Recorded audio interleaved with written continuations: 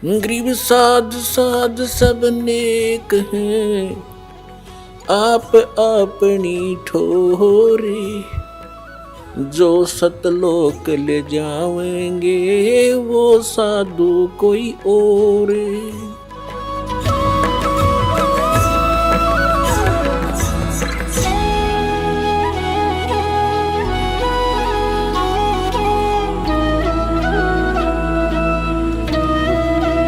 अब इन्होंने सोचा कि कोई पुत्र उत्पन्न करते हैं, उसको ये सारा काम संभलवा देंगे, हम निर्वाण धारण करेंगे, एकांत में रहा करेंगे। ये देखिएगा, ऐसा निश्चय करके शक्ति सहित सर्वव्यापी परमेश्वर शिव ने अपने वाम भाग के 10वें अंग पर अमृत मल दिया। फिर तो वहां से एक पुरुष प्रकट हुआ, यानी पति पत्नी व्यवहार किया, वहां से एक पुत्र उत्पन्न हुआ, उसका नाम के रखा। 102 पृष्ठ पे संक्षिप्त शिव पुराण 102 पृष्ठ पे शिव ने कहा, वत्स, उस काल ने कहा, बेटा, व्यापक होने के कारण तुम्हारा विष्णु नाम विख्यात हुआ, विष्णु धर दिया तेरा नाम। अब फिर हम यहाँ आते हैं, ये हमने 6वां अध्याय पढ़ लिया रुद्र संहिता का 7वां, ये 7वां अध्याय 103 पृष्ठ पे। ब्रह्मा जी कहते हैं देवर से, तत्पश्चात कल्याणकारी परमेश्वर शाम सदाशिव ने, काल ने पूर्ववत प्रयत्न करके जैसे अपनी दुर्गा से विष्णु की उत्पत्ति की, मुझे अपने दाहिने अंग से उत्पन्न किया। बस बात खत्म। अब यहाँ समस्या आ गई अनुवादकर्ता ने, क्योंकि इनको ज्ञान तो था नहीं, इनका उद्देश्य फिर इसको सब उलट सुलट करना ही था। अब इसको समस्या पैदा होगी कि शिव से शिव की उत्पत्ति कैसे बताऊं। अनुवादकर्ता ने गोल मोल कर दिया। कहते हैं चोर चुरावे तूंबड़ी और गड्ढा पानी में, वो गड्ढा हुआ ऊपर आवे, सच्चाई छानी ना। अब यहाँ आपको हम विद्वेश्वर संहिता, इसी शिव पुराण के अंदर एक अध्याय है, उसमें दिखाते हैं कि एक समय ब्रह्मा और विष्णु का झगड़ा हो गया। ब्रह्मा जी बोला मैं तेरा बाप विष्णु जी को, विष्णु जी बोले मैं तेरा पिता, तो मेरे नाभि कमल से उत्पन्न हुआ। ब्रह्मा जी कहने लगे मैं सारी सृष्टि का पिता, मैं प्रजापिता हूँ। इन सूखी फीत ला रहे थे आप पे, इन दोनों का युद्ध हो गया इससे बात पे। तो इस काल ने सोचा है लड़का मरेंगे, और मैंने इनसे सृष्टि रचवानी अपने खाने के लिए। इनके बीच में एक सतम, एक लिंग खड़ा कर दिया, सफ़ेद तेजों में, बहुत बहुत विस्तार, जिसकी और छोर भी इन दोनों को नहीं पाया। तो लंबा कथा ना बना के, तो आपने खूब पढ़ रखी, हम अपने मतलब की सुनेंगे। तो उसी समय ये खुद भी वहाँ अपने पुत्र शिव के रूप में, सदाशिव रूप में आकर खड़ा हो गया। फिर इनको लग गया ज्ञान समझाने। देखिएगा, ये है ब्रह्मा विष्णु लड़े थे, इनके बीच में सतंभ खड़ा कर दिया। संक्षिप्त शिव पुराण 24 पृष्ठ पे, गीता प्रेस गोरखपुर से प्रकाशित, सचित्र मोटा टाइप के। और ये विद्वेश्वर संहिता 25 पृष्ठ पे। यहाँ से थोड़ा सा हम लिंक लेंगे इसका। ब्रह्मा और विष्णु ने पूछा, प्रभु सृष्टि आदि 5 कृत्यों के लक्षण क्या हैं, यह हम दोनों को बताइए। भगवान शिव बोले, युकाल बोला, मेरे कृत्यों को समझना अत्यंत गहन है, तथापि मैं कृपा पूर्वक तुम्हें उनके विषय में बताता हूँ। अब हम ज़्यादा ना पढ़ें, ये देखिएगा। अब 26 पे क्या लिखा है, पुत्रों, काल कहता ब्रह्मा और विष्णु को, पुत्रों तुम दोनों ने तपस्या करके प्रसन्न हुए मुझ परमेश्वर से सृष्टि और सतीचि नामक 2 कृत्य प्राप्त किए, ये तुम दोनों को बहुत प्रिय है। इसी प्रकार मेरी विभूति स्वरूप रुद्र और महेश्वर ने, यू मैं नहीं है, ने 2 अन्य उत्तम कृत सहार और तिरोभाव मुझसे प्राप्त किए हैं। सिद्ध जो दास करना चाहा था, 2 पुत्र तो ये हो गए इसके, ब्रह्मा और विष्णु, जो वहाँ कति क्लियर हो गया, इनका जन्म हुआ दुर्गा से। और इनका 2 और है मेरे बेटे, रुद्र और महेश्वर, तो हो गए 4, और 5वां बोला है। अब और थोड़ा सा क्लियर करते हैं। हाँ, यहाँ एक थोड़ा सा और रह गया, इससे और अच्छा क्लियर हो जाएगा। यू कौन अब यहाँ 26 पर हम पढ़ ही रहे थे, यही देखिएगा। अब 26 पर हम पढ़ रहे थे, यही इसके विद्वेश्वर संहिता के यहाँ पर हम पढ़ रहे थे नीचे पुत्रो। यहाँ फिर इसका और थोड़ा सा लिंक है। ये क्या कहता है,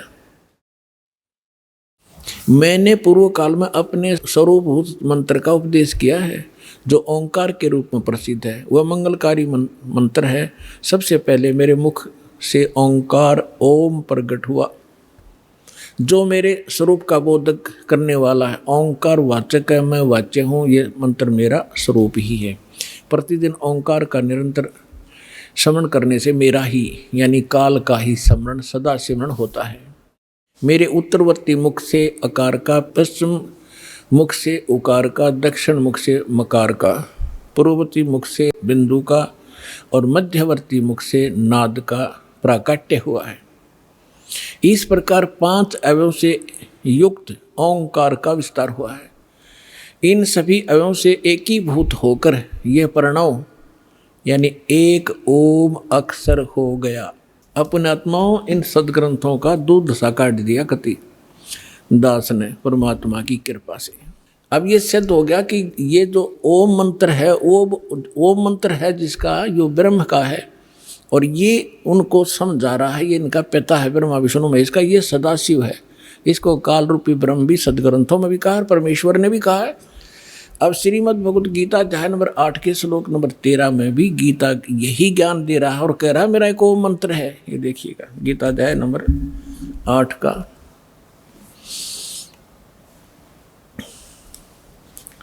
गीता अध्याय नंबर 8 का श्लोक नंबर 13 आपको दिखाते हैं। अध्याय 8 श्रीमद् भगवत गीता अध्याय 8 और मंत्र नंबर 13। ओम इति एकाक्षरम ब्रह्म व्यवहारण माम अनुसमरण ये प्रियाति तजन देहम सयाति परमाम गतिम। माम ब्रह्म मुझ ब्रह्म का ओम ओम यह एक अक्षर मंत्र है, एक अक्षरम नथिंग एल्स। व्यवहारण अनुसमरण उच्चारण करके सुमन करता हुआ यह प्रियाति तजन देहम जो शरीर छोड़कर जाता है सयाति परमाम गति जो ओम से मिलने वाली परम गति उसको प्राप्त होता है। ओम अर्थ इन्होंने ये ओम किया, जो पुरुष ओम ओम इस एक अक्षर रूप ब्रह्म को उच्चारण करता है, एक अक्षर रूप ब्रह्म कहेंगे ये तीनों के मुझ ब्रह्म का केवल एक ओम मंत्र है। इसका उच्चारण करता हो जो शरीर छोड़कर जाता हो, ब्रह्म से होने वाली जो मोक्ष है उसको प्राप्त करता हूँ। ब्रह्म से कौन सी उपलब्धि है?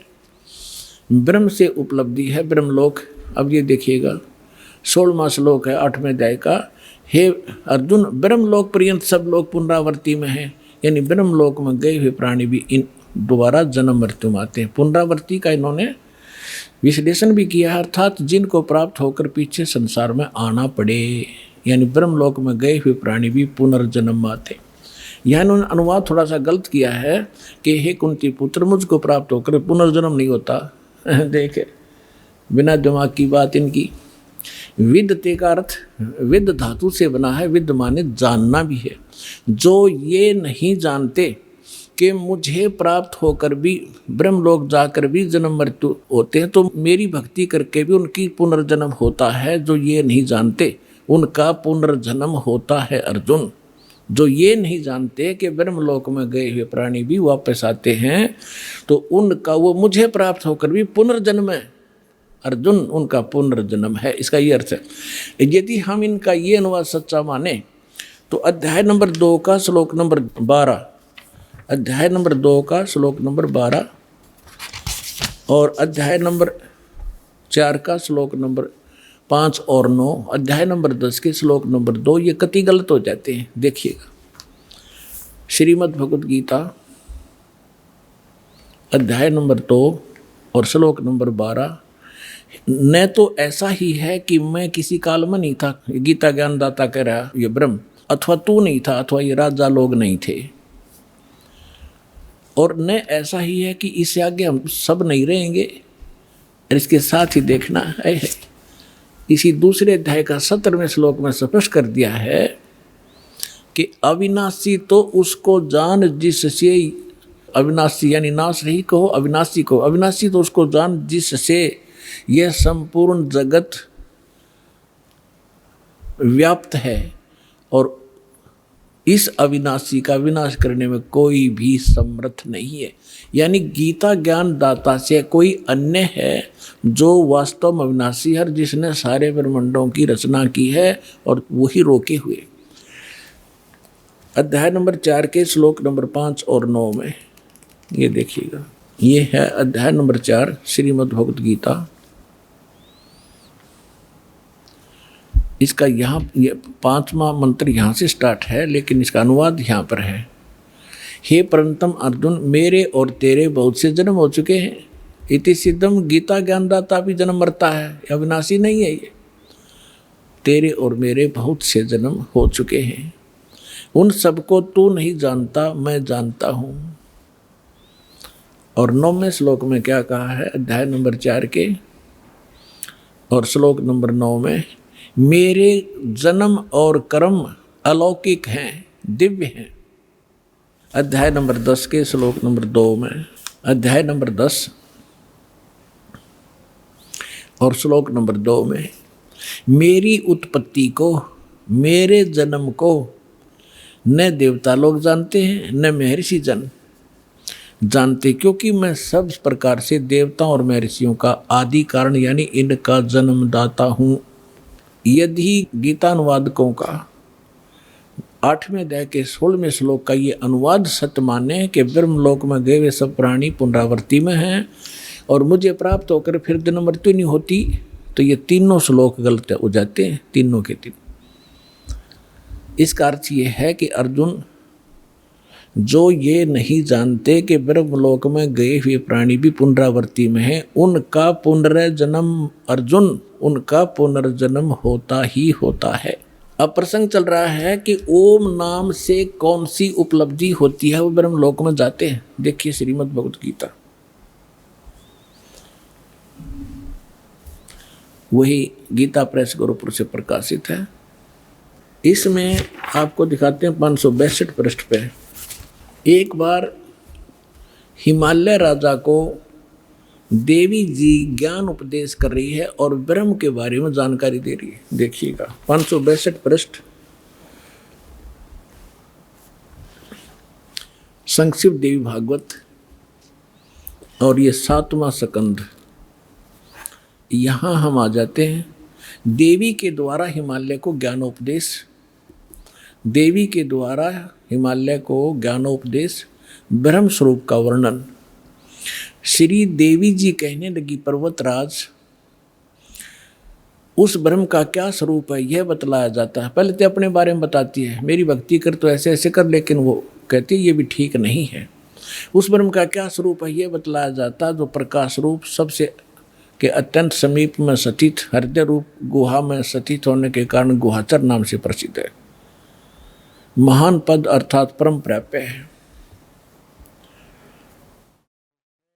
वह है परम सत्य। यहाँ काफी लंबा है लेकिन थोड़ा बताएंगे। वह है परम सत्य और अमृत अविनाशी तत्व है। सौम्य, उस वेदने योग्य लक्ष्य का तुम वेदन करो, मन लगाकर उसमें तन्मय हो जाओ। सौम्य, उपनिषद में कथित महान अस्त्र रूप धनुष को लेकर उस पर उपासना द्वारा तीक्ष्ण किया हुआ बाण संधान करो और फिर भावनागुत चित्त के द्वारा उस बाण को खींचकर उस अक्षर रूप ब्रह्म को लक्ष्य बनाकर वेधन करो। प्रणव ओम धनुष है, जीवात्मा बाण है और ब्रह्म उसका लक्ष्य कहा जाता है। यानी जीवात्मा को ओम का जाप करके ब्रह्म के पाने का ही प्रयत्न करना चाहिए। इसका सिद्ध, ये सिद्ध है। उस एकमात्र परमात्मा ही को जानो, दूसरी सब बातों को छोड़ दो। देवी कहती है मेरी पूजा भी मत करना, केवल उस ब्रह्म की पूजा करो, केवल ब्रह्म की पूजा करो। उस एकमात्र परमात्मा ही को जाने, दूसरी सब बातों को छोड़ दे। यही अमृत रूप परमात्मा के पास पहुंचाने वाला पुल है। संसार रूपी समुद्र से पार होकर अमृत स्वरूप परमात्मा को प्राप्त कराने का यही सुलभ साधन है। इस आत्मा का, इस परमात्मा का ओम के जप से के साथ ध्यान करो, ओम का जाप करो। इससे अज्ञान में अंधकार से सर्वथा परे और संसार समुद्र से उस पार जो ब्रह्म है उसको पा जाओगे, तुम्हारा कल्याण हो। ओम नाम का जाप करो और ब्रह्म को प्राप्त हो जाओगे। वो ब्रह्म कहाँ रहता है? वह यह सबका आत्मा ब्रह्म ब्रह्मलोक रूप दिव्य आकाश में स्थित है, ब्रह्मलोक में रहता है। यानी ब्रह्म का साधक ओम नाम का जाप करने वाला ब्रह्मलोक में जाता है। गीता अध्याय नंबर 8 के श्लोक नंबर 16 में क्लियर कर दिया है कि ब्रह्मलोक में गए हुए प्राणी भी पुनरावृत्ति में। और अब ये गीता ज्ञानदाता ब्रह्म है, ये क्या कहता है? अब गीता ज्ञानदाता कहता है कि अर्जुन, उस सच्चिदानंद घन ब्रह्म ने जो अपने मुख कमल से ज्ञान बोला वो वास्तविक ज्ञान है, वो तत्व ज्ञान है। उसमें विस्तार के साथ उस परम पिता के पाणी की जानकारी है। उसको तत्वदर्शी संतों से जाकर समझ, उनको दंडवत प्रणाम करने से, कपट छोड़कर प्रसन्न करने से वो तत्वदर्शी संत तुझे परमात्म तत्व का ज्ञान कराएंगे। चौथे अध्याय के 32 और 34 श्लोक में। 15वें अध्याय के 1 से लेकर 4 का सारांश है कि उल्टे लटके हुए संसार रूपी वृक्ष है। पीपल का वृक्ष समझो, ऊपर को जड़, नीचे को 3 गुण रूपी शाखा है। और जो संत इस उल्टे लटके हुए संसार रूपी वृक्ष की सभी टहनियों समेत बता देगा, सब विभाग बता देगा, वो तत्वदर्शी संत है, वह वेदवित है। परमेश्वर ने यह लीला स्वयं की हुई है, अपने मुखारविंद से बोली अमृतवाणी सच्चिदानंद घन ब्रह्म की वाणी। कबीर वाणी में लिखा है, अक्षर पुरुष एक पेड़ है, सरपुरुष वा की डार, निरंजन कहो सरपुरुष कहो, और तीनों देवा शाखा है, ये पात्र रूप संसार। 15वें अध्याय के 4 श्लोक में कहा कि जब तत्वदर्शी संत तुझे मिल जावे, उसके पश्चात परमेश्वर के उस परम पद की खोज करनी चाहिए, जहाँ जाने के बाद साधक फिर लौटकर कभी संसार में नहीं आते। और जिस परमेश्वर ने संसार रूपी वृक्ष की रचना की है, केवल उसकी भक्ति करो और सब बातें त्याग दे। 18वें अध्याय के 62वें श्लोक में कहा कि अर्जुन, तू सर्वभाव से उस परमेश्वर की शरण में जा, उस परमेश्वर की कृपा से तो परम शांति को, सनातन परम धाम को प्राप्त होगा। तो इससे सिद्ध हो गया कि गीता ज्ञानदाता से अन्य कोई और परम शक्ति है, और गीता ज्ञानदाता भी जन्म मृत्यु के अंदर आता है और ब्रह्म का उपासक ब्रह्म लोक में जाता है, और ब्रह्म से यही एक परम गति होती है, ब्रह्म लोक प्राप्ति होती है।